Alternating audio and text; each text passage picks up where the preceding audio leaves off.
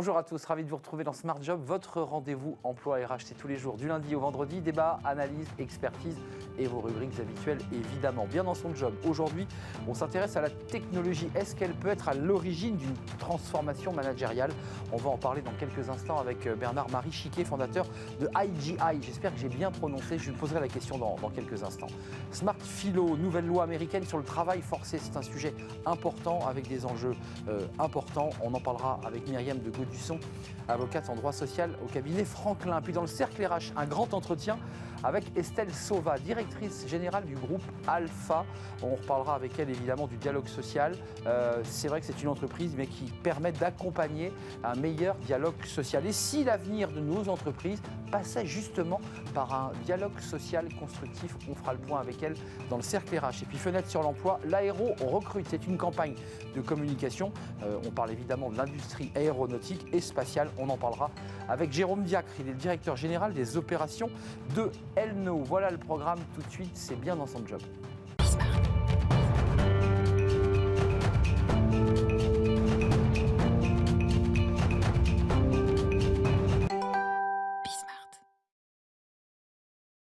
Bien dans son job, on parle de la technologie au service des managers. Ils ont besoin d'outils, ces managers, pour piloter, accompagner leurs collaborateurs et puis créer de la valeur. On en parle avec Bernard-Marie Chiquet. Bonjour Bernard-Marie. Bonjour Arnaud. On est ravi de vous accueillir, fondateur de l'Institut IGI. IGI, oui. Ah, je l'ai bien dit. Très bien. Parce que c'est une version internationale, évidemment. C'est ça. On va en parler avec vous dans quelques instants. Vous mariez de la technologie, un travail de recherche et évidemment des outils pratiques de formation qui accompagnent les managers. On va en parler. Un mot sur vous et votre parcours que je trouve assez incroyable. Parce qu'au début de votre carrière, vous êtes entrepreneur, chef d'entreprise. Ouais. Vous allez diriger une filiale de chez Volkswagen, vous allez créer votre entreprise. Qu'est-ce qui fait qu'aujourd'hui, 20, 30 ans, 40 ans plus tard, vous êtes redevenu, entre guillemets, consultant? Tout est écrit depuis le début. J'ai commencé salarié, ça a duré 3 mois parce que j'avais des initiatives, je voulais faire avancer les choses et on m'expliquait que c'était pas possible. Donc je dis ok, c'est pas pour moi. Donc j'ai créé une entreprise et puis voilà, comme je savais rien de conseils faire, de conseils parce que je savais rien faire en fait. Donc c'était plus facile, mais ça a bien grandi et puis du coup je me suis rapproché de Ernst & Young. Puis après Ernst & Young s'est vendu à Capgemini, donc j'ai tout un parcours. Puis après Volkswagen, tout un parcours de management et de conseil et d'observation donc de la vie de l'intérieur d'une entreprise. J'étais dirigeant, j'étais dirigé, j'étais consultant et je me suis rendu compte dans ces 3 postures qu'en fait j'étais moins bien que moi. D'où le virage après. Je me dis non, j'en ai marre, on doit pouvoir faire autrement. Vous décidez donc de vous replonger dans le consulting à travers, là, cette fois-ci, un outil qui marie plusieurs choses. De la recherche, c'est-à-dire vous partez d'une base de recherche, de la technologie, puis ensuite des outils pour les accompagner. C'est ça le triptyque. Exactement. Et ça fait maintenant, depuis 15 ans que j'ai fondé ce cabinet, cet institut de recherche, et j'en suis à plus de 140, 150 entreprises que j'ai accompagnées, où j'ai beaucoup appris avec les clients. Et du coup, on peaufine la technologie. Institut de recherche, ça veut dire que vous avez quand même une base de data, vous avez quoi, des sociologues, vous avez des chercheurs qui vous font remonter, je dirais, des diagnostics. Non, on les fait nous-mêmes. C'est vous qui les faites? Absolument, absolument. Comment vous faites? Je vais chez les clients, j'écoute ce qu'ils ont à leurs besoins, et puis je crée avec eux, et puis au fur et à mesure, on avance comme ça. Et puis... Alors, vous inventez, c'est ça qui est intéressant, c'est qu'effectivement, c'est un travail de sociologue, vous faites remonter de l'information, vous écoutez, vous notez, et vous dites, voilà, les grands sujets, les grands enjeux pour les managers, c'est ça, ça et ça. Ouais. Et en face, vous y mettez de la tech, un outil. Ouais. C'est quoi comme outil et il sert à quoi? C'est un outil assez simple. En fait, il y a plusieurs niveaux d'outils, mais l'outil technologique, c'est un logiciel. Il y en a 2 versions. Il y a Glassfrog qui vient des États-Unis. Il y a Hola Spirit qui vient de France, qu'on a aidé à concevoir. En fait, ces 2 logiciels, ça permet de répondre à l'équation. Si je prends un exemple concret, je pense à une société. Le patron voulait que tout le monde s'y retrouve. Qui fait quoi dans cette entreprise? Parce que lui, il s'y retrouvait pas en fait. Ah non, il était perdu. Il a commencé avec l'organigramme, ça n'a pas marché. Après, il a fait des rosaces. Il s'est rendu compte que ça marchait pas non plus parce qu'il pouvait pas inclure tout le monde. Et puis ensuite, il cherchait. Il a trouvé le logiciel Hola Spirit. Et puis après, il m'a demandé de l'accompagner pour mettre en place ce logiciel. Donc en fait, vous reconstituez un vrai organigramme fonctionnel où chacun trouve sa place. Mais qu'est-ce qu'il a de différent de l'organigramme traditionnel où on voit cette espèce d'arbre généalogique qu'on ne comprend pas très bien? Conceptuellement, c'est la même chose, sauf que l'organigramme, je ne sais pas si vous avez utilisé ça, mais personne ne le regarde parce que ça ne veut rien dire, c'est beaucoup de confusion. Donc là, le logiciel, il a l'avantage, c'est qu'il commence à définir des choses. Par exemple, on ne parle pas de fiche de poste ou de fiche descriptive de poste, on parle de rôle. Qu'est-ce que c'est qu'un rôle? Donc, par exemple, dans l'institut dans lequel je suis, j'ai un rôle de conception de formation, puis j'ai un rôle de formateur. J'ai 2 rôles. C'est 2 petites entreprises qu'on va définir comme des petites entreprises qui sont au sein d'un écosystème qui constitue l'ensemble de l'entreprise. Mais en fait, chaque manager, finalement, est un peu à la tête d'une petite PME dans laquelle il a des missions particulières. C'est un peu ça, l'esprit. Absolument. C'est-à-dire que les rôles conception, formation et formateur, si je reste là-dessus, font partie d'une activité qui est l'activité de training, de formation. Et donc, on a un leader de cercle, qui est le nouveau nom pour manager. Mais du coup, se pose la question, et c'est ça qui est chouette avec le logiciel, c'est que vous ne pouvez pas renseigner le logiciel sans vous poser des questions. Par exemple, à quoi sert un manager? À quoi sert un leader de cercle? Qu'est-ce qui est attendu? Quelle est la valeur créée par le manager? Tiens, vous avez la réponse, vous, Bernard-Marie, parce qu'on la pose ici depuis presque 2 ans. Moi, je n'ai pas réussi vraiment à bien comprendre. Oui, moi je pense avoir une réponse, mais en fait, après, c'est singulier, ça peut différencier d'une entreprise à une autre. Mais grosso modo, un manager, ça sert à quoi? Une fois qu'on le repose et qu'on le définit, ça sert à 2 choses pour moi. Un, créer de la valeur, comme vous l'avez dit. Un leader de cercle, un manager, c'est un patron d'une petite entreprise, ça peut être une entreprise de comptabilité en interne, ça peut être d'autres choses. Donc, il crée de la valeur, pluriel. Donc, c'est un businessman, d'abord et avant tout. Et puis, deuxièmement, effectivement, il y a quelque chose à voir avec les hommes. Mais aujourd'hui, à l'époque où on veut responsabiliser les hommes, c'est pas s'occuper des gens, c'est pas être un leader qui s'occupe bien des suiveurs. Non, on voudrait qu'ils soient créateurs de leaders, qu'ils puissent accompagner les collaborateurs vers le self-management, vers la responsabilisation, qu'ils ne peuvent pas faire tout seuls en général. Alors, vous avez publié une tribune sur ce sujet chez Forbes. La technologie peut-elle être à l'origine d'une transformation managériale? Est-ce que oui ou non, ça peut être une transformation? Est-ce qu'en un mot, ce que vous proposez, qui est une base de recherche amenée à la technologie, est-ce que le manager s'en empare? Est-ce que ça lui sert? Est-ce qu'il n'est pas parfois un peu à distance à l'égard de la technologie? Parce que le manager est très sollicité par les outils technologiques. C'est clair, c'est clair. La réponse est oui, avec les entreprises que j'accompagne. J'avais peur que vous me disiez non, et là on était très embêtés. Oui, je savais que vous attendiez. Ah oui, du coup je l'ai fait. Oui, absolument. Pourquoi? En fait, parce que j'ai beaucoup de compassion pour les managers, parce que franchement, c'est un job infernal. C'est pour ça qu'il n'a pas beaucoup. Mais vous l'avez été, vous manager. C'est pour ça que je sais de quoi je parle. Oui, bien sûr. Et en fait, quand j'étais manager, en gros, on me disait, il faut que tu fasses le budget. Ah oui, merci, j'ai créé une entreprise, donc ça m'échappe pas. Je te remercie beaucoup pour le conseil. Puis deuxièmement, il faut que tu aies une équipe soudée. Ah oui, ok, mais quels outils, comment, etc. Et aucun outil pour organiser le travail, rien du tout. Un organigramme, tu fais quoi comme ça? C'est absolument pas dynamique, c'est absolument pas clair, c'est absolument pas explicite. Mais qu'est-ce que ça leur apporte en qualité professionnelle à ces managers, ces outils? Qu'est-ce que ça leur permet d'avoir? D'abord, ils savent ce qui est attendu d'eux. Moi, quand j'étais manager, je ne savais jamais ce qui était attendu de moi. Résultat des courses, je m'inventais des tâches pour mieux faire. Et souvent, c'est des tâches qui servaient franchement à rien, avec le recul, et qui embêtaient tout le monde. Donc ça, c'est le premier attendu, je pense. Ouais. Qu'est-ce qui est attendu de moi? Et vous savez peut-être pas, mais la plus grosse source de souffrance dans les entreprises, c'est les attendus implicites.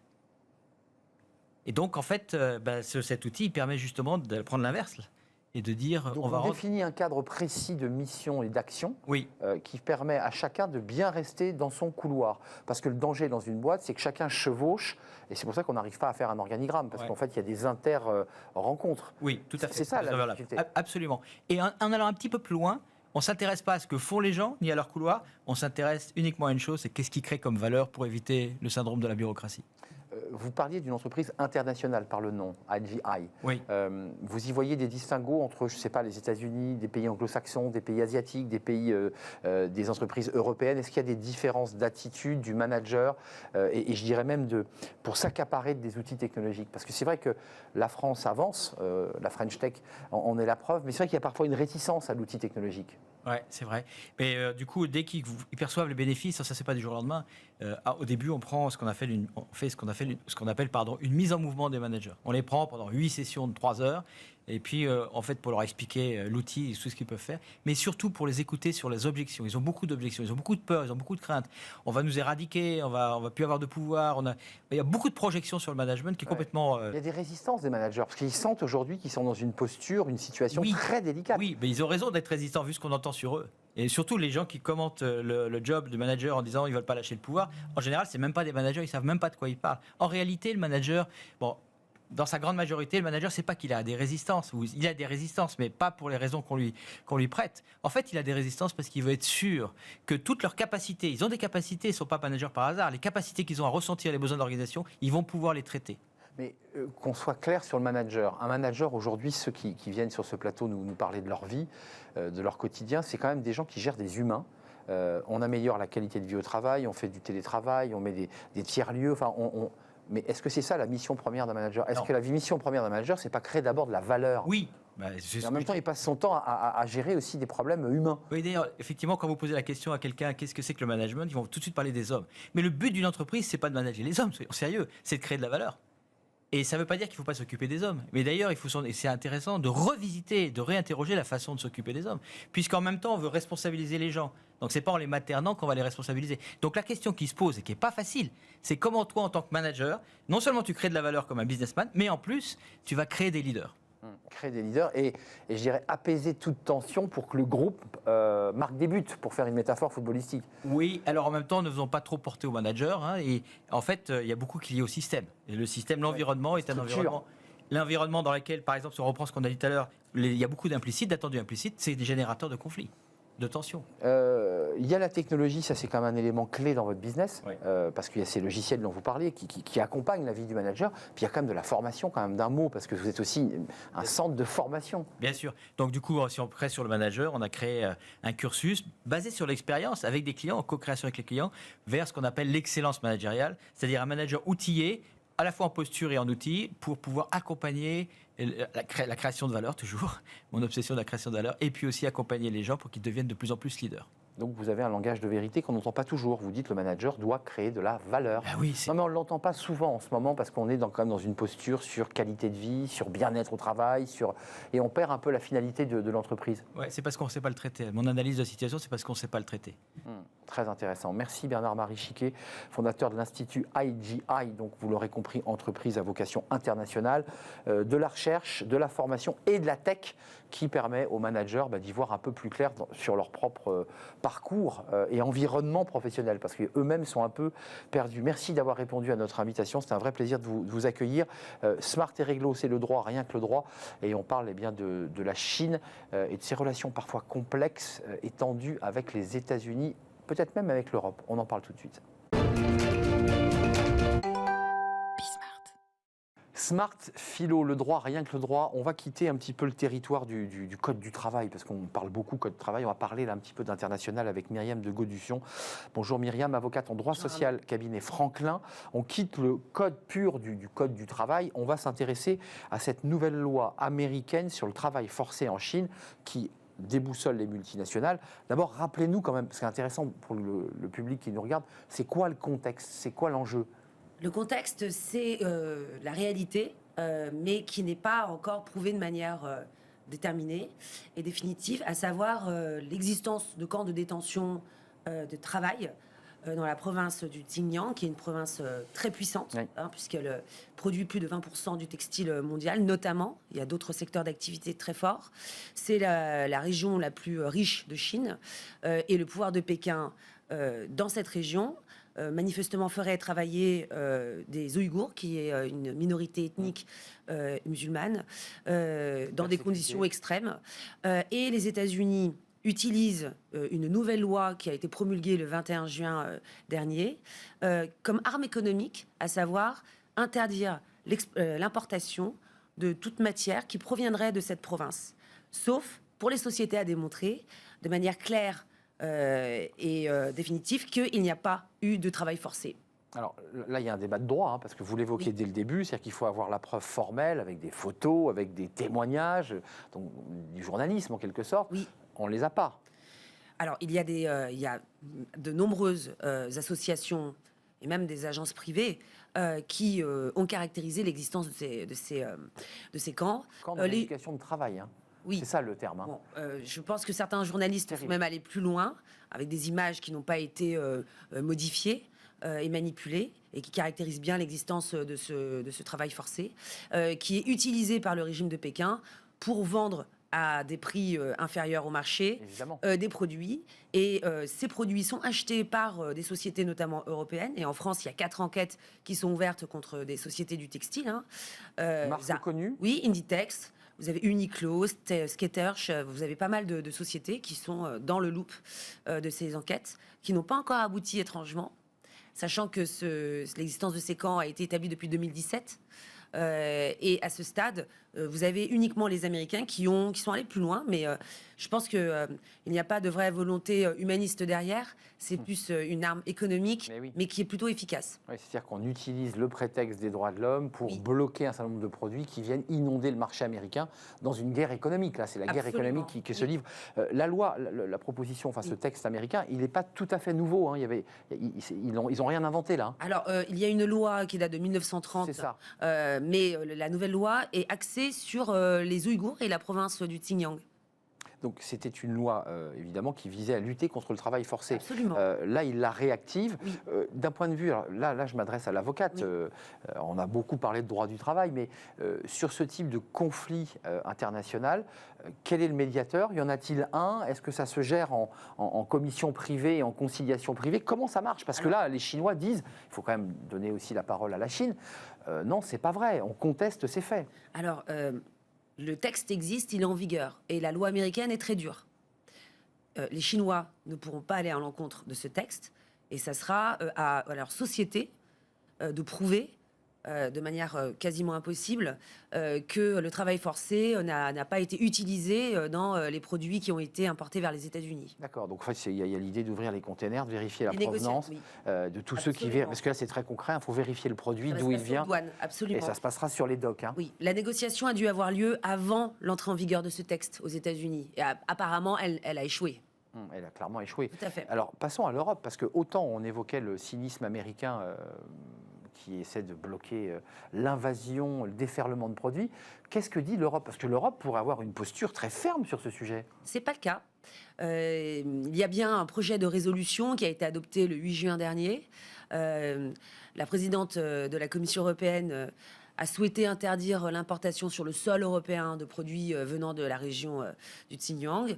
Malheureusement, à ce stade, les États n'ont pas encore, les eurodéputés ont adopté ce texte, mais n'ont pas déterminé la forme juridique qui pourrait contraindre ou pas les États membres à respecter cette règle, cette interdiction. Est-ce que ça serait, comme pour les États-Unis, une présomption de culpabilité de tout produit importé sur le sol européen? Ou est-ce qu'on laisserait la possibilité aux sociétés européennes de montrer qu'elles ont contrôlé et que donc en amont, et que donc il n'y aurait pas de travail forcé dans la production de ces produits. Donc de la lenteur côté européen, ce qui n'est pas très nouveau, parce que sur ce sujet-là et sur d'autres, on voit quand même parfois des difficultés, des lenteurs, Oui. peut-être même une inquiétude à l'égard des Chinois. Enfin, il y a peut-être un manque de courage en tout cas. Est-ce qu'on peut aller jusque-là? C'est compliqué, c'est difficile de dire. C'est compliqué. Je pense que les négociations, les tractations ont eu lieu. C'est la plus grande puissance économique mondiale. L'Europe n'a peut-être pas les mêmes moyens que les États-Unis en termes de négociation. Le projet, donc ce qu'on évoquait venant des États-Unis, c'est vrai que vous citiez les marques, hein, Sandro, Mache, Claudie Perlot, Uniqlo, Skechers, marque que je ne connais pas d'ailleurs, marque de quoi, de sportswear, c'est sportswear? De chaussures. De chaussures, Oui. d'accord. Quelles sont les conséquences pour la France là? Parce qu'on a un ministre de l'économie, on a des douanes, on a aussi des gens qui vérifient les produits, on a des règles autour des droits de l'homme. On a un article dans le code pénal qui est très clair, hein, qui interdit le travail forcé. Et le fait de faire travailler de manière gratuite, sous la menace ou la contrainte, un individu, il suffit de l'appliquer. Alors maintenant, il suffit de l'appliquer. La réalité, c'est que les enquêtes sont en cours depuis plusieurs années. C'est lent, c'est lent. C'est très très lent. C'est caractériser des preuves et les rapporter en France sur un pays tel que la Chine. C'est très compliqué en fait. Ça veut dire que là, on est sur des problèmes liés à des droits de l'homme, à la situation d'humains maltraités, mais sur le plan commercial, il y a des entreprises qui peuvent dire mais attendez, nous, on a été concurrencés par telle entreprise dont on sait qu'elle a utilisé une main-d'œuvre gratuite, puisque c'est de ça dont il est question. Nous, on a utilisé une main-d'œuvre européenne, parce qu'il y a un vrai débat. On demande des dommages et intérêts à l'entreprise concurrente. Est-ce qu'on peut aller jusque-là? Non, parce que la source est pénale. Donc les dommages et intérêts n'ont pas encore lieu d'être à ce stade-là. Il faudrait ouvrir une action. Effectivement, vous avez peut-être ouvert une voie. Je ne sais pas. Je serais l'entreprise, je demanderais à réclamation de... En l'état, ce n'est pas ce qu'on constate. On constate plus des associations qui saisissent le procureur. Ouais, des ONG. Oui, sur la base de la violation de droits humains. Mais il y aurait une autre voie qui serait, vous savez, la loi sur la compliance, qui permettrait aux lanceurs d'alerte de remonter une alerte s'ils avaient connaissance de travail forcé au sein de leur entreprise pour permettre d'aller plus loin. Et là, il y aurait une vraie contrainte. Ouais, mais ça veut dire que ceux qui lancent ces lanceurs d'alerte sur les règles de compliance doivent être certains de ce qu'ils avancent. Et on est sur le même débat américain. Ils sont en interne, ils sont dans l'entreprise. Ils sont à l'intérieur, oui. Ça serait peut-être plus efficace. Est-ce qu'il y a des États, juste pour terminer, parce qu'il y a un débat aussi sur la Cour européenne des droits de l'homme, qui est une instance légitime, est-ce que les États ont commencé à se retourner vers la Cour européenne des droits de l'homme, cette fois-ci pour dénoncer des agissements en Chine de ces hommes et ces Ouïghours? Vous avez un arrêt du 23 novembre 83 qui a été porté devant la Cour européenne des droits de l'homme qui a défini le travail forcé. C'était c'est un arrêt qui concernait la Belgique, mais depuis, il n'y a pas eu grand-chose. Donc aucun État n'a pour l'instant, parce que vous soulevez là un sujet extrêmement sensible, Bien sûr. Tant sur la situation de ces femmes et hommes qui sont dans des camps, que sur la situation économique d'entreprises qui font en fait une concurrence déloyale. La saisine a probablement été faite par certains pays, mais elle n'est pas encore rendue publique. Elle est au stade d'enquête. Parce que les marques que vous citez, j'imagine qu'elles se posent des questions dans leur sourcing, dans ceux qui leur Absolument, produisent. mais c'est pays par pays. Ça ne sera pas devant la Cour européenne des droits de l'homme. Donc en fait, ça sera quoi? Des juridictions privées françaises en l'état? Oui. Mais c'est quoi? C'est la cour? C'est des chambres pénales? Oui. C'est du pénal? Absolument. Donc il n'y a pas le droit commercial qui intervient dans cette affaire? Non, pas encore. Bon, c'est à suivre. En tout cas, il y a une certaine lenteur. Et j'imagine que les ONG aiguillonnent les marques que vous avez citées. Absolument. Ce sont vraiment les instances les plus efficaces actuellement. Avec finalement ce texte américain. Et le texte américain, on l'a évoqué, il faut le redire, qui pour des raisons un peu commerciales essaie d'éviter le déferlement de produits chinois sur leur sol. Essaye de faire la même chose, mais de manière un peu plus molle, comme vous l'avez dit. Un peu plus molle, comme souvent d'ailleurs à l'égard des États-Unis. American First en quelque sorte. Merci Myriam de Gaudusson, avocate en droit social, cabinet Franklin. J'espère qu'on suivra ce dossier de temps en temps pour voir où on en est exactement. On fait une courte pause, c'est le Cercle RH et c'est un grand entretien avec la directrice générale du groupe Alpha. Alors pour tous ceux qui font du dialogue social, connaissent le groupe Alpha, c'est une manière d'accompagner à la fois les partenaires sociaux mais aussi les entreprises pour avoir un dialogue social constructif, mais ils accompagnent aussi sur les restructurations. C'est l'occasion de faire le point sur la situation économique évidemment de nos entreprises. On la reçoit juste après la pause.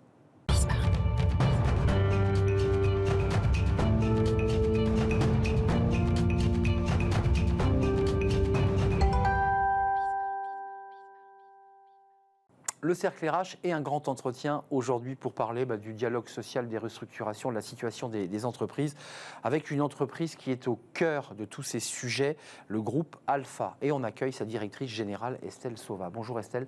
Bonjour. Ravi de vous accueillir. Groupe Alpha, j'allais dire qu'on ne présente pas pour ceux qui sont dans le dialogue social, qui est les entreprises, les partenaires sociaux, tout le monde connaît le groupe Alpha. Secafi, Sémaphore, TH Conseil, pour citer que les marques les plus importantes, chapeautées par ce groupe Alpha que vous dirigez. 900 salariés et une entreprise qui, c'est vrai, qui est ramifiée et qui travaille sur tous les sujets. Avant de nous tourner vers le groupe Alpha et des sujets sur lesquels vous êtes très engagés, l'employabilité, la formation, le pouvoir d'achat, le monde de demain, quelques mots sur vous parce qu'on a envie de vous découvrir.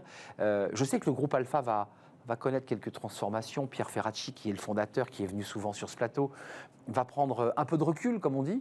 Qu'est-ce que vous allez faire là, dans les mois qui viennent? C'est vous qui allez prendre la présidence qu'est-ce qui va se passer? Alors d'abord, Pierre, sans déflorer de secret. Non, il n'y a pas de secret. Il y a une construction. Vous savez, les enjeux de transmission d'entreprise sont des choses absolument essentielles. D'ailleurs, on ne les traite jamais avec suffisamment d'anticipation. Je pense qu'on a un président qui a été visionnaire sur ce point-là, puisqu'il a pris d'abord une décennie pour expliquer ce qu'il allait faire. L'homme qui parle à l'oreille des syndicats, c'est comme ça qu'il a été présenté. Oui, ou à l'oreille de certains politiques. Des gens importants, voire même des présidents, dit-on. Exactement. Mais surtout, effectivement, il a eu à cœur de construire ce sujet de la transmission par étapes, et il a souvent ces mots qui sont, je pense, inspirants. C'est de dire finalement que la réussite d'un fondateur se joue au moment de sa transmission. Alors nous deux, on a travaillé à une construction qui se joue en plusieurs actes. Le premier acte s'est fait pendant toute la phase de la crise et du confinement. On s'est donné 4 ans pour faire ce passage de témoins et de relais.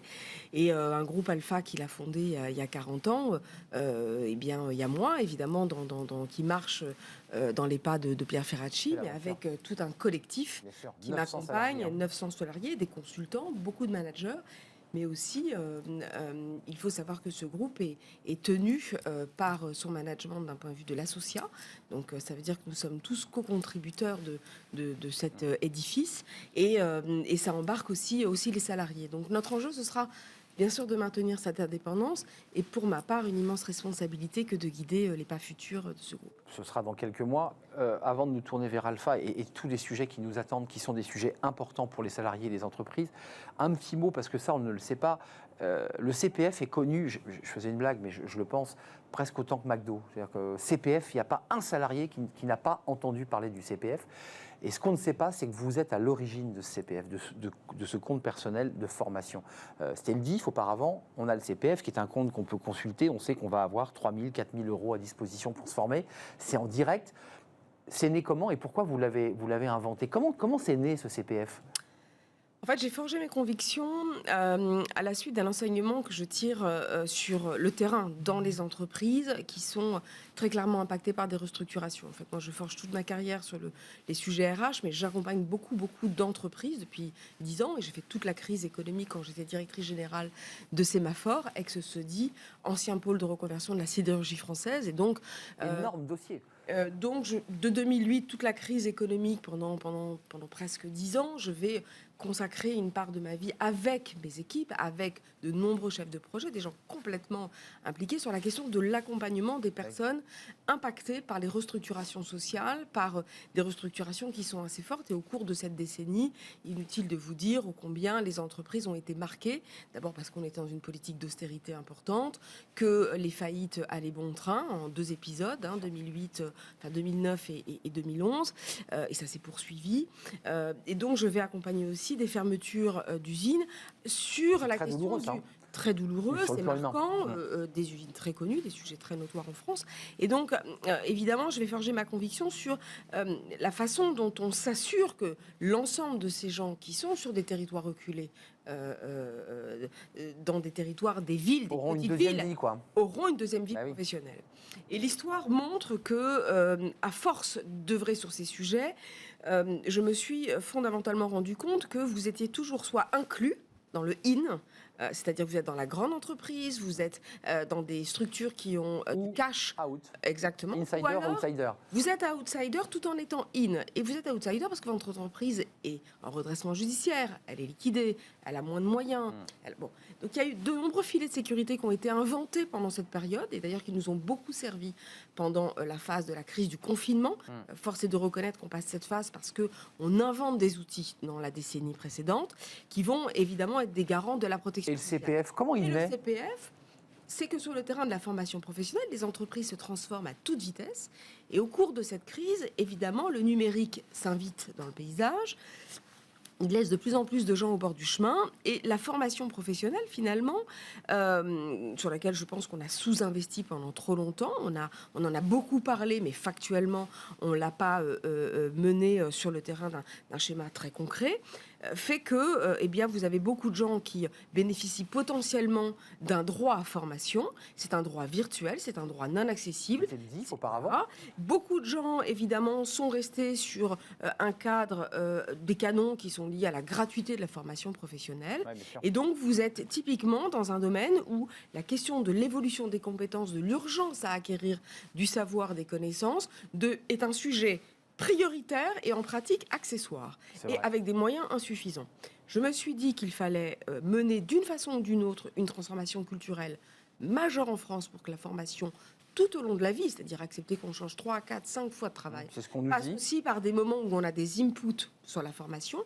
Mais d'abord, ça passe par le fait que chacun doit avoir envie. Concret, ouais. Et puis d'abord qu'on ait envie, d'abord avoir envie d'y aller. Et pour avoir envie d'y aller, on se forme mal. Et ben vous savez, il y a quelque chose qui relève du troc. C'est facile. Avoir de l'argent entre les mains, vous êtes prêt à troquer votre argent contre du savoir. Vous achetez plus facilement des choses, des biens de consommation. Mais du savoir, de la connaissance et de l'immatériel. Et consommer pour de l'immatériel n'était pas quelque chose de spontané chez tous les Français. On n'apprend pas ça à l'école. Sauf que maintenant, ça devient urgent. Alors, je ne dis pas que le CPF a réduit tous les maux de la formation parce que c'est une première étape. C'est comme quand on a construit la carte vitale. Vous savez, moi, je dis toujours qu'il faut passer plusieurs marches. Première étape, premier moyen, ça demandera à être régulé, ça demandera à être organisé. On individualise en tout cas. Plus personne n'est prêt à se séparer de son CPF. Clairement. J'ai écrit un rapport avec un co-auteur, Bertrand Martineau, Oui. en 2016, Qui est venu sur ce avant plateau. Emmanuel Macron. Ce rapport s'appelle Un capital emploi-formation. Il a conduit à la réforme de 2018. C'est là où naît le CPF. Exactement, un an avant Emmanuel Macron. Mais Merci. excusez-moi, votre philosophie, c'est de dire, indépendamment de l'avoir sur son smartphone, c'est de dire il faut que le salarié ait une vision du capital qu'il possède pour se former et que ça ne soit pas piloté uniquement par des catalogues proposés par les RH avec un maquis et un flou. C'était ça l'objectif. C'est que une part de l'objectif est de dire vous devez être plus volontaire. Après, on n'a pas atteint tout ce qu'on aurait dû atteindre avec la loi de 2018. Moi, je suis devenue haut-commissaire à la formation professionnelle dans le gouvernement d'Emmanuel Macron auprès de la ministre du Travail. J'ai fait toute la première étape, donc l'acte 1, on va dire, de la stratégie du déploiement du plan d'investissement dans les compétences, 15 milliards, qui était décerné aux gens de la compétence, qui était une manne, qui était la première, qui était inédite. Et j'invite à ce projet, dans le cadre du rapport qui a guidé cette intention, avec évidemment aussi un exécutif à ce moment-là tout à fait volontaire pour aller sur ce terrain-là. Ça, je dirais, c'est votre aventure aussi humaine, à titre personnel, qui fait que vous allez aussi grandir à travers cet événement, l'industrie sidérurgique, le haut commissariat, le CPF, et puis là, il y a aujourd'hui la tête, la direction d'une entreprise avec 900 collaborateurs qui ont des enjeux aussi internes. Commençons par il y a deux sujets chez vous. Il y a le conseil auprès des instances représentatives, donc le dialogue social, ça c'est CECAFI, puis Sémaphore, c'est l'accompagnement des entreprises et du secteur public et local. L'idée quand même de Pierre Ferracci, je pense que vous portez cette philosophie, c'est de pouvoir faire se parler et dialoguer dans les meilleures conditions de ces acteurs. C'est ça l'enjeu. Les gens se parlent aujourd'hui dans les entreprises. Est-ce que vous sentez un dialogue social constructif ou est-ce que vous sentez des crispations ? Bon, d'abord, il faut être lucide et parler sans aucune hypocrisie. Il est évident que le dialogue social a vécu des époques où il pouvait apparaître un peu grippé, ici ou là. Bon. Et de temps en temps, aller sur des points de tension évidents. Dans la rue même, ça descendait dans la rue. Par nature, le dialogue social, il peut être vivace, il peut être spontané, il peut être particulièrement utile et indispensable, en fait, pour construire notre ciment du futur. On l'a vu dans la crise des Gilets jaunes. Il a fallu trouver, malgré tout, des conditions de dialogue avec l'ensemble des acteurs. On le verra dans la séquence qui vient, qui évidemment nous interpelle tous. Qui vient, c'est-à-dire celle de septembre, là. Bien sûr, voilà. celle d'une rentrée dont on est absolument tous conscients qu'elle peut être assez chaotique dans la rue, comme dans les... Attendez, ça veut dire que comme le politique est fragile, c'est le moins qu'on puisse dire, on attend un nouveau gouvernement, on a une majorité relative. Vous dites, est-ce que, comme le dit d'ailleurs Geoffroy Roux de Bézieux et un certain nombre de chefs d'entreprise, c'est pas à l'État de décider pour nous, c'est aux acteurs, aux parties prenantes, et quelque part, vous en faites partie, de construire l'avenir de l'entreprise. Est-ce que vous êtes sur cette philosophie-là ?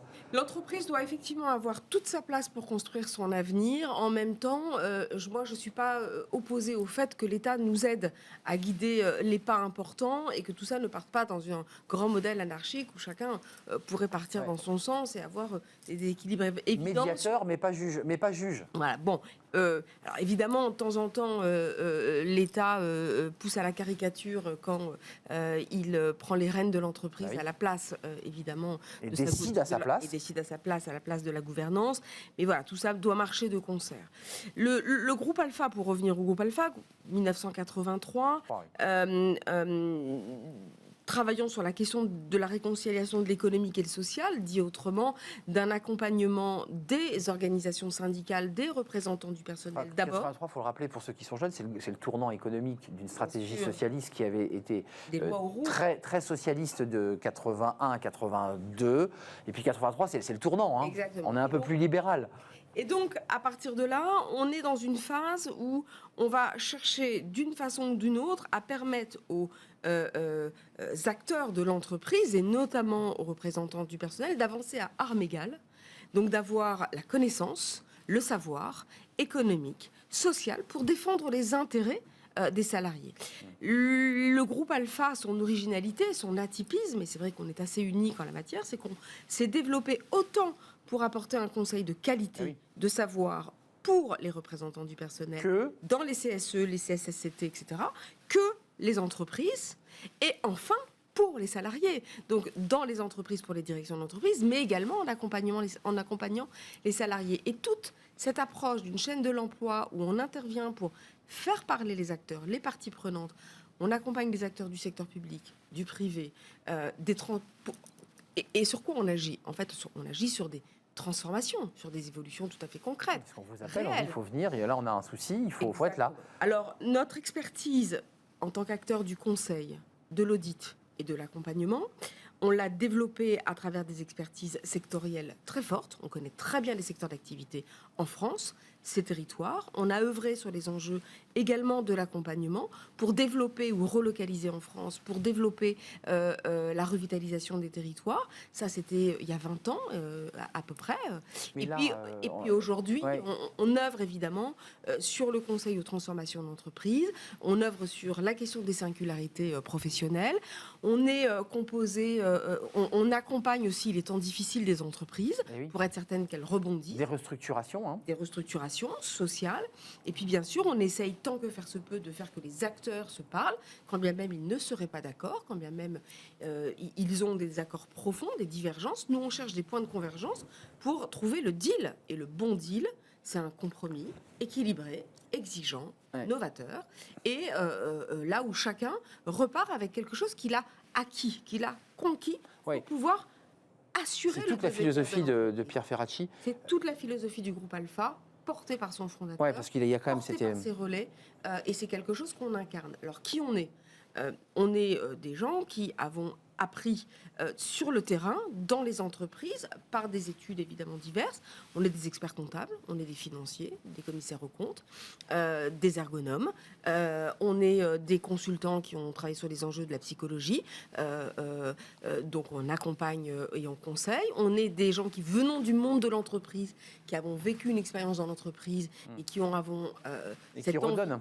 Mais tous ceux que nous sommes, et j'en terminerai là, sommes des gens qui avons une conviction profonde, partagée, qui est chevillée au corps, qui est que le dialogue social doit faire partie de l'équation, et qui est que l'équation économique, sociale et environnementale, elle passe par des équilibres justes. Elle passe par des équilibres qui se travaillent, qui demandent de mettre à l'œuvre ce savoir, cette connaissance, mais en même temps de trouver le bon deal de sortie. Pouvoir d'achat, parce que ça c'est la chose qui est devant nous. Là, dans quelques jours, les commissions ont commencé à plancher sur ce projet de loi pouvoir d'achat. On a quelques éléments assez concrets.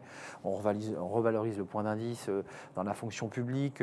Il y a un chèque alimentation. Il y a quelques éléments sur les retraites aussi, parce qu'il faut aussi revaloriser. Qu'est-ce que vous dites sur cette question du pouvoir d'achat? Quelle est votre position sur ces sujets? Parce qu'il y a plein de sujets sur la table, blocage des prix, augmentation des salaires, SMIC à 1500, enfin c'est la palette très large de l'élection législative et présidentielle. Là, il y a un projet de loi, vous dites, nous on sera là dans l'accompagnement, on va, et même chez vous d'ailleurs, parce que j'imagine que directrice générale, votre RH vous signale, vous signale qu'il y a des salariés qui... Mais les organisations syndicales, les premières. Voilà, vous aussi, vous êtes dans le dialogue social à l'intérieur d'Alpha. Comment ça se passe quand on est directrice générale et qu'on vous sollicite sur ces sujets? D'abord, on écoute, on essaye de comprendre, on décrypte et ensuite on cherche des solutions. À l'évidence, la question du pouvoir d'achat, telle qu'elle elle s'impose à nous tous. D'abord, on ne peut pas faire tous les surpris en se disant que ce sujet n'allait pas tout à fait émerger après le Covid. Je pense qu'il faut être des grands et se dire que fondamentalement, la question du pouvoir d'achat, elle allait se poser de nouveau là où on n'avait pas résolu toutes les questions. Mais on a bloqué depuis longtemps les salaires. Et que forcément, ça allait... Disons qu'on a des réflexes. On s'est tous habitués à une inflation entre 0 et 2%. Très faible, c'est vrai. Globalement, avec une inflation, vous avez des réflexes, des codes, et vous augmentez vos rémunérations en essayant de ne pas trop entamer vos marges. Bah oui. Globalement, l'économie fonctionne comme telle. À l'évidence, il faut quand même se souvenir que les gilets jaunes ne sont pas tout à fait descendu dans la rue par hasard. Et C'était que du pouvoir d'achat aussi. C'était déjà Mais évidemment. déjà. C'est sûr qu'ils se sont réveillés d'abord sur les enjeux de la taxe carbone, des Mais bonnets rouges sur l'écotaxe, mais Ouais. avant tout, c'était un Mais c'est un lien au pouvoir d'achat. et on ne peut pas reprocher à des gens qui sont dans l'économie aujourd'hui installés, fragilisés, de demander d'avoir une vie décente et d'avoir les moyens, évidemment, de payer son loyer, son énergie ou son alimentation. Et quand on sait qu'un FRA de SMIC, tout ça prend 80% de la rémunération, ça ne laisse pas beaucoup de marge de manœuvre pour une économie française qui est quand même très tournée vers le loisir, le tourisme, le bien-être. Bon, raconter tout ça, ça suppose que tout le monde y ait un peu accès. Mais vous, Donc il y a une demande criante sur ce terrain-là. Donc je pense que les entreprises ont là, en tout cas, le devoir de trouver les conditions. Alors ça peut être des conditions originales, un mode de dialogue, mais en tout cas pour ouvrir ce chantier-là. Nous, on a fait le choix de l'anticiper. vous avez ouvert le dialogue social sur ces sujets. D'abord, on a avancé nos NAO l'année dernière avant l'hiver. Donc on a commencé dès le mois de novembre avec une orientation entre 3 et 4%. On a eu des résultats qui étaient tout à fait corrects en 2021. On a été tous sur le pont. On a eu une période plus difficile avant, du fait des ordonnances. Donc, on avait quand même le devoir de Donc travailler. à l'époque, on n'était pas encore au 5 d'inflation. Hein. Mais on a décidé, effectivement, de donner une impulsion forte, des signes forts, sous aussi l'impulsion d'un dialogue social très tonique, qui nous a amenés à cet atterrissage. Donc, la direction ne fait jamais totalement le chemin seule. Elle est aussi un peu stimulée par son dialogue social. Et c'est toute la force de ce sujet. Mais là, on était encore à une inflation qui n'avait pas dépassé les 4%. On allait les tutoyer probablement à Noël. Et là, vous êtes rattrapé par l'inflation. On est rattrapé par Ouais. une inflation qui s'annonce à 7% à la fin de l'année, à 5%, 5,2% Ouais, dans quelques 5. semaines. On ne peut pas faire comme si de rien n'était. Et évidemment, là, ça touche les bas salaires. Alors, donc, vous savez, dans le monde du consulting, les bas salaires, disons que les consultants ont une rémunération acceptable, sur une grille tout à fait Pas partie acceptable. des bas salaires, en tout cas. Mais pour autant, à côté de nous, dans nos équipes, nous avons des gens qui nous assistent. Donc, on a des juniors, des gens qui... Donc vous augmentez, vous récupérez au-delà des NAO. On a décidé de faire un effort complémentaire et intermédiaire avant de réouvrir les NAO, qu'on avancera peut-être d'ici la fin de l'année. La décision n'est pas totalement prise, mais on va travailler alors, on ne fait pas à tâtons, on décide d'anticiper. Dès lors que le président de la République a annoncé son choix d'ouvrir une loi sur le pouvoir d'achat, on ne fait pas comme si on attendait qu'elle arrive. On s'est dit, on va réfléchir avant. Donc là, vous réanticipez encore. On a anticipé. le projet on a de loi. pris une décision, c'est d'ouvrir une prime exceptionnelle portée sur une prime PEPA sur la question du pouvoir d'achat pour tous les salaires qui sont inférieurs à 2 fois le SMIC. On a fait un choix graduel de façon aussi à compenser plus fortement sur un mois exceptionnel en plein milieu d'été qui permettent évidemment de compenser cette crise sur l'énergie. Les entreprises ont plein de façons de pouvoir réfléchir à la question. Il y a 1000 outils. Hein. Il n'y a pas forcément que la prime PEPA. On trouve que le véhicule est intéressant, mais on aurait pu réfléchir à un véhicule sur l'accompagnement au déplacement entre des villes éloignées et le lieu de travail. On aurait pu réfléchir à des avances sur prime facilitées. On peut réfléchir à des modèles divers et variés, en réalité, pour accompagner le pouvoir d'achat. Estelle Sauvage, il nous reste peu de temps. Pour le dire, vous êtes au plus près de ces entreprises et de ces partenaires sociaux. Vous êtes vraiment au cœur de ces sujets. Est-ce que vous craignez une rentrée difficile pour les raisons que j'évoquais tout à l'heure, un pouvoir législatif complexe, pour ne pas dire faible?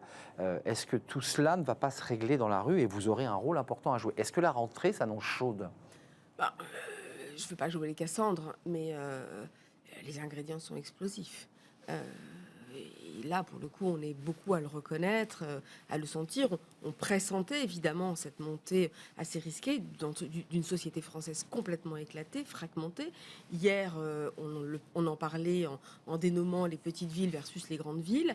Moi, je pense qu'aujourd'hui, tout ça s'est traduit dans les élections, avec une France éclatée entre les petites villes qui, d'ailleurs, ont plutôt le sentiment d'être exclues et donc ont été vers le Rassemblement national.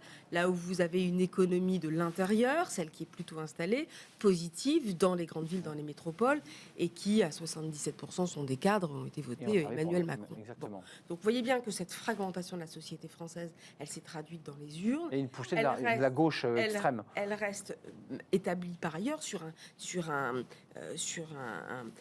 en tout cas sur un contexte qui est extrêmement fragile entre une quête du pouvoir d'achat et une réduction des inégalités sociales en France attendue de tous. Donc c'est la quadrature. vous avez une part de la société française qui pousse à plus de dépenses publiques. Elle veut plus de santé, elle veut plus d'éducation, elle veut plus de formation, elle veut plus de sécurité. Dépenses publiques elle veut s'assurer en danger, warning là. qu'on gère l'écologie. Et de l'autre, une autre qui dit, mais attendez, on n'a plus un euro dans les caisses, on a atteint les signaux Là, on a maximum. dépassé les signaux. Le Les taux remontent. Le patronat s'en exprime. Beaucoup de politiques commencent à arriver sur ce terrain-là en disant on a atteint la ligne rouge. Donc, je pense que les ingrédients sont explosifs. Et autour de ça, évidemment, le gouvernement va devoir engager à grande échelle, un dialogue, une concertation, sans que ça ait été jusqu'ici une méthode qu'il a réellement empruntée et qu'il incarne. Donc, il est déjà taxé avant même d'aller sur ce terrain de jeu, et vous voyez bien... Vous pensez qu'il peut aller jusqu'à la grande concertation A-t-il le choix? Le Conseil national de refondation a déjà disparu du vocabulaire. Il n'arrive pas encore. Non, il existe encore, il est suspendu, d'accord. 24 heures. Ouais, ok, donc on va attendre, parce que là, on ne sait plus trop où est passé ce Conseil national de la refondation. Globalement, il voit bien que ce n'est pas le véhicule qui peut embarquer comme tel, d'abord parce qu'il y a d'autres instances, et ces instances existent. Le CESE, par exemple. Le CESE, donc je pense qu'il ne faut pas insulter les acteurs en présence. Ils sont là, ils ont des places, c'est déjà installé, il faut aller vite. Donc le vrai sujet, c'est la méthode qu'il doit emprunter. Et je pense que le quinquennat précédent, en tout cas son premier quinquennat, a probablement, et j'en étais pour la première séquence, je suis partie... Au commissaire. Et au commissaire, donc j'ai fait 15 mois, je suis restée réellement en politique moins d'un an sur ce terrain-là, avec des désaccords profonds d'ailleurs, sur le manque d'horizontalité. C'était très vertical et jupitérien. Moi, j'étais sur la formation professionnelle, donc forcément, vous œuvrez avec les régions, vous œuvrez avec les élus. Là, il faut être sur l'horizontale. Social. Bon, force est de reconnaître que ma méthode... Donc vous vous sentez mieux chez Alpha, j'ai le sentiment, dans la manière de... Déjà chez Alpha, je suis rentrée chez Alpha. Vous êtes revenu chez vous, en fait. Chez moi. Ça. Mais évidemment, la question du dialogue social, ça demande de la méthode. Ça demande de traiter les urgences avec un poil d'anticipation, mais donc aussi un poil d'écoute. Et là, il va être confronté à cette réalité. Donc le risque de voir ou pas des mouvements s'accélérer, regardez Outre-Rhin, XG Metal, 80 000 personnes dans l'acier sont déjà dehors sur la question du pouvoir d'achat. Donc en réalité, il ne va pas pouvoir le faire seul. Il va devoir réussir son passage sur le pouvoir d'achat. Il va devoir faire un compromis, probablement lâcher. Certains disaient qu'il fallait qu'il mette une barre à gauche, quelque part. Par la force des choses. Par la force des choses, il n'aura pas le choix que d'y aller. Et donc, cette première étape du pouvoir d'achat est absolument essentielle. Il a le devoir. Elle donnera un signal fort de la couleur et de l'attitude du président. Je ne dis pas que ça apaisera tout, mais quelque part, ça permet de mettre en condition ce deuxième une ambiance. Exactement. Une attitude. Pour pouvoir commencer les travaux de fond, bien sûr. parce qu'évidemment, il a des réformes majeures à conduire, et de trouver le juste tempo. Et je ne suis pas sûre, d'ailleurs, que la précipitation allée sur le terrain des retraites, cette entrée un peu brutale en la matière avant le tour des présidentielles, était la meilleure façon de poser l'équation sociale. Certains ont parlé de maladresse pour le pays. De poser la retraite à 65 ans comme un cap défini, intangible. C'est un vrai sujet. Merci Estelle Sauva d'être venue nous éclairer. La rentrée sera chaude. Je retiens quand même cette inquiétude. Les ingrédients sont explosifs. Merci, mais explosif à suivre. Vous viendrez nous en reparler évidemment. Directrice générale du groupe Alpha, 900 collaborateurs, avec des choses qui vont évoluer dans le trimestre de la fin d'année 2022, pour le dire simplement. Ah, ça c'est pour les 40 ans. C'est pour les 40 ans, voilà, il se passera des choses. Merci d'être venu nous rendre visite. Merci. On parle de recrutement, tiens, c'est une bonne nouvelle dans l'aéronautique. L'aéro recrute, campagne de communication. On a beaucoup parlé de la crise dans l'aéronautique. Et bien, l'aéronautique recrute et on en parle tout de suite dans Fenêtre sur l'emploi.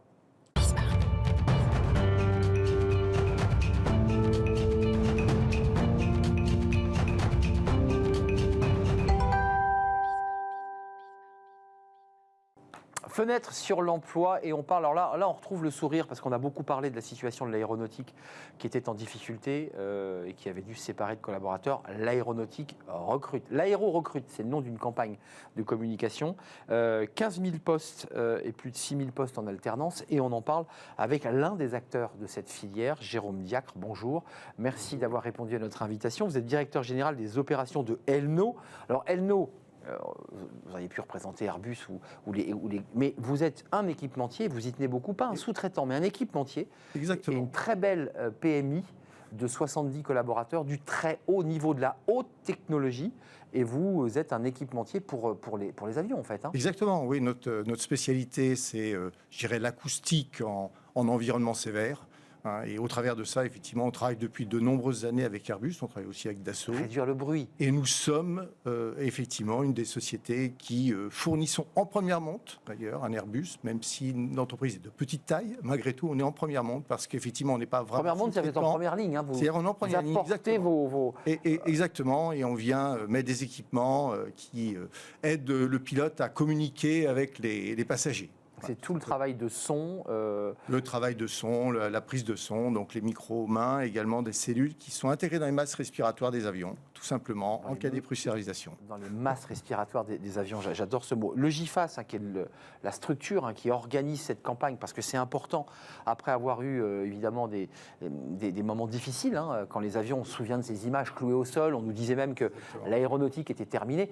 L'aéronautique n'est pas morte, enfin, vous le confirmez, non, parce qu'on l'a beaucoup lu, ça. Tout à fait, non, mais l'aéronautique... Pour des raisons politiques, vous vous rappelez. Ça repart aujourd'hui. Le GIFAS, c'est une filière de plus de 400 entreprises. Oui, d'Airbus jusqu'aux équipementiers, aux sous-traitants. Exactement, d'Airbus jusqu'aux équipementiers. Et là-dedans, on trouve des entreprises de toute taille et avec des métiers aussi très originaux. C'est-à-dire qu'on va, dans le cadre de cette campagne, l'aéro-recrute, parce qu'il y a vraiment des besoins. 15 000, c'est le chiffre. C'est 15 000 CDI et 6 000 alternants. Voilà un petit peu le programme, les ambitions de ce programme, au travers d'un site web qui s'appelle l'aéro-recrute. Et on va donc promouvoir, je dirais, tous les types de professions qu'on peut être amené à engager. Ça va très très loin. Jérôme Diac, qu'on soit bien précis, est-ce que ce n'est pas des postes qu'on compense? Parce qu'en fait, il y a eu des départs. Là, vous nous dites 15 000, il y a aussi des gens qui vont revenir, puisqu'en fait, on se souvient d'Airbus, qui disait « je suis obligé de me séparer de collaborateurs ». 2 années effectivement difficiles, tout le monde s'en rappelle. C'est pas du plus, c'est pour remettre... Aujourd'hui, ça redémarre. C'est pas du plus, mais c'est aussi de nouvelles orientations. C'est-à-dire que demain, qu'est-ce qu'on fait aujourd'hui? On doit fabriquer les avions qu'il faut mettre en œuvre actuellement, mais il faut aussi préparer les avions de demain. Oui. Les avions de demain, c'est du digital, c'est de la connectivité, c'est également tout ce qui est le vert, donc la décarbonation. Donc ça veut dire travailler sur le moteur. Exactement, travailler sur le moteur, mettre de la technologie, de plus en plus de technologie, faire de l'innovation. Donc il y a toute cette filière qui est d'un côté des métiers très originaux. Je pense, en ce qui nous concerne, par exemple, nous faisons du câblage fin. C'est pas toujours facile de trouver des opérateurs, des personnes capables de faire du câblage fin. Et là, ça nécessite de la formation. Donc on prend des collaborateurs, on les forme, on les apprend, on leur apprend. C'est quoi la formation de base, excusez-moi qu'est-ce que vous demandez de base? Il n'y a pas de formation de base. Quelque part, il faut être très méticuleux. Exactement. Parce que c'est des câbles, enfin c'est des micro-câbles qui sont très fins. C'est du câblage très fin, donc quelque part on a besoin d'opérateurs qui soient des gens qui sont précis méticuleux. Dans le métier, méticuleux, et on va leur apprendre les rudiments parce que le petit fil coûte cher, règles du métier. Exactement. Il y a d'autres domaines dans les sous-traitances je dirais d'aéronautique. On trouve d'autres métiers que nous n'avons pas dans notre entreprise, mais qui sont aussi très spécifiques, comme la chaudronnerie, par exemple. Là, on est vraiment dans un domaine où régulièrement, j'entends parler de ce sujet au sein du GIFAS, parce que il est difficile de trouver des personnes formées pour ce type de métier. Tant sur les câbleurs qui travaillent sur des fils qui vont faire passer la communication, donc c'est des fils très fins, qui sont incroyables, c'est effectivement, et qui vont rentrer dans un câble plus gros. Autant le chaudronnier, on sait pourquoi il y a un problème. C'est parce que les formations initiales n'orientent plus de jeunes, hommes et femmes d'ailleurs, vers ces métiers. Enfin, je veux dire, il y a un vrai problème de sourcing qui vous percute directement. Exactement, c'est un vrai problème de sourcing. D'où, dans le cadre de ce programme l'aéro-recrute, c'est aussi non seulement d'aller chercher des collaborateurs, des nouveaux collaborateurs, mais aussi de les former et de les accompagner pour s'adapter à nos métiers, à nos besoins. Là, vous lancez cette campagne l'aéro-recrute, c'est le GIFAS, et parmi lesquels il y a votre belle entreprise Elno.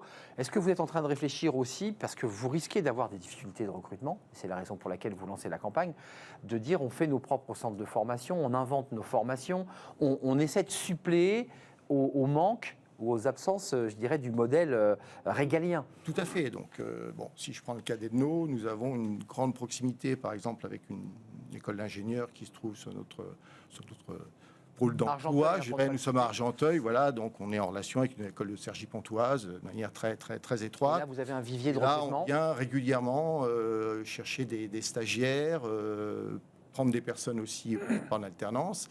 Et c'est une source pour nous de recrutement, hein, très, très, très, très clairement.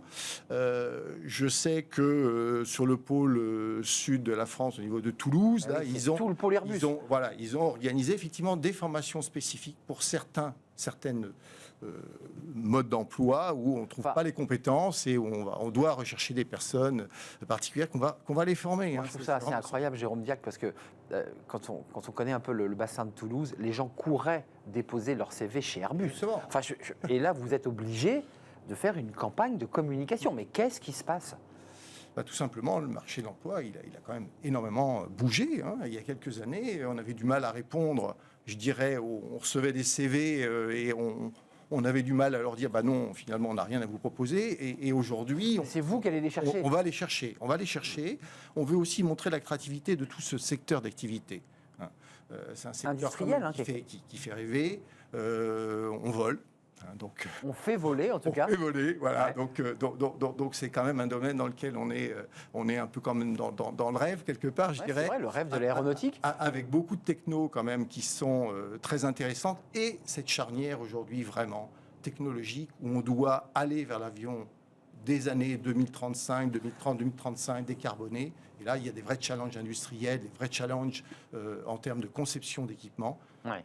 Ouais, c'est beau l'avion parce que c'est une chaîne de travail incroyable et des milliers de métiers emboîtés les uns aux autres, les vôtres, Et- de l'industrie, de la tech. Ouais, tout à fait. Et je pense qu'un point important quand même, il ne faut pas oublier, c'est que c'est un domaine qui contribue fortement à la balance Mais oui. commerciale de la France. Quand Airbus va bien, l'économie. Exactement, 80%, environ 80% du chiffre d'affaires qui est créé autour de cette filière part à l'export. Donc c'est On en a vraiment, besoin, hein. Et on en a besoin. Ouais, parce que notre balance exactement. commerciale est quand même en très mauvaise santé. Hein. Tout à fait, tout à fait. Donc, c'est un contributeur très important de la balance commerciale française. On se rappelle les chiffres parce que c'est important de leur dire. 15 000 emplois sur l'ensemble du bassin. Allez sur le site du GIFAS. Du GIFAS, Parce que c'est beaucoup plus simple. l'aérorubrique.fr. Voilà, et vous verrez les entreprises, parce que je pense qu'il y a une liste très longue d'entreprises, on ne peut pas toutes les citer. Tout à La fait. vôtre recrute combien de collaborateurs avant de nous quitter? Alors, Vous cherchez là écoutez, le plan, on était sur 5 collaborateurs sur l'année. Presque 10% de l'effectif, hein. Ce qui est important, avec des tensions sur certains Oui. métiers, comme par exemple les achats,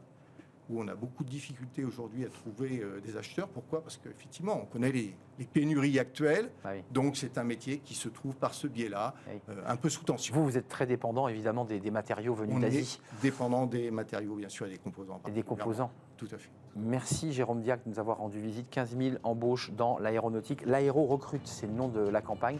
Et 6 000 alternants pour ceux qui veulent démarrer leur carrière et faire peut-être carrière dans l'aéronautique. Merci de nous avoir rendu visite. Merci. On va essayer d'atterrir maintenant, évidemment, et terminer notre émission. Merci à vous, merci pour votre fidélité, vos messages et l'intérêt que vous portez à cette émission. Merci à toute l'équipe qui la prépare. Merci à Raphaël à la réalisation. Merci à Thibaut au son et à Alex.